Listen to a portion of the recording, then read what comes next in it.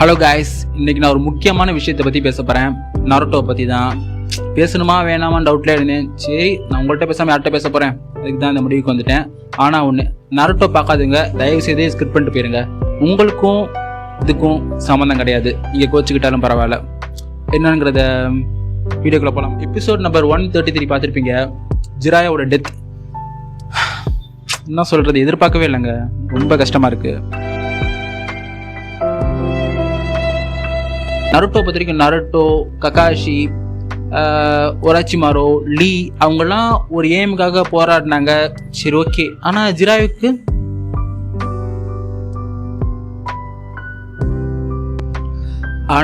Jiraiya நினைச்சது, ஏங்குனது, விரும்பினது எல்லாம் சுனாடேவுக்கு மட்டும்தான். ஆனால் சுனாடே அவங்கள ஏற்றுக்கல. இது நான் காமிக் பார்த்துட்டு இருக்கும்போது ஏதோ ஒரு கட்டத்தில் ஓகே அக்செப்ட் ஆயிரும்னு சொல்லிட்டு எதிர்பார்த்துட்டு இருக்கேன். ஆனால் பார்த்தா எதிர்பாராத ஒரு மரணம் பெயிண்ட்ட. ரொம்ப கஷ்டமா இருக்குங்க இந்த ஒரு காமிக்குங்கன்னு சொல்லிட்டு அந்த நிலைமையை தாண்டி நம்ம யோசிக்க முடியல.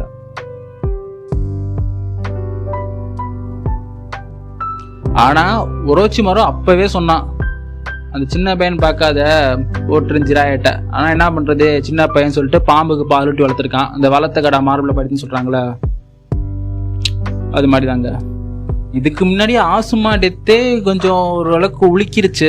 இந்த நருட்டோ ஸ்டடீஸ் கூட போயிட்டு இருக்கும். எமோஷனல் ஒரு தாக்கு அடிச்சிச்சுன்னா அது ஆசுமாவோட டெத்துன்னு சொல்லலாம். ஏன்னா ஒரு அவ்வளோக்கு அதுக்கு முன்னாடி ஸ்டோரி என்னத்த சொல்ல. அது மாதிரி இப்போ ஜிராயா அடுத்த ஒரு சம்பவம். இப்போ இன்னும் வரக்கூடிய எபிசோட் இட்டாச்சு. இதெல்லாம் பார்க்கணுமா அப்படின்னு எனக்கு தோணுது. பார்க்கணுமா இல்லை இன்னும் சொல்கிற மாதிரி இல்லைங்க. ஏன்னா கொஞ்சம் கஷ்டமாக தான் இருக்குது. ஆனால் இதுக்கெல்லாம் கடைசியில் நருட்டோ பழி வாங்கும்போது நல்லாயிருக்குன்னு சொல்லிட்டு சொல்கிறாங்க மற்ற லாங்குவேஜில் பார்த்தவங்க.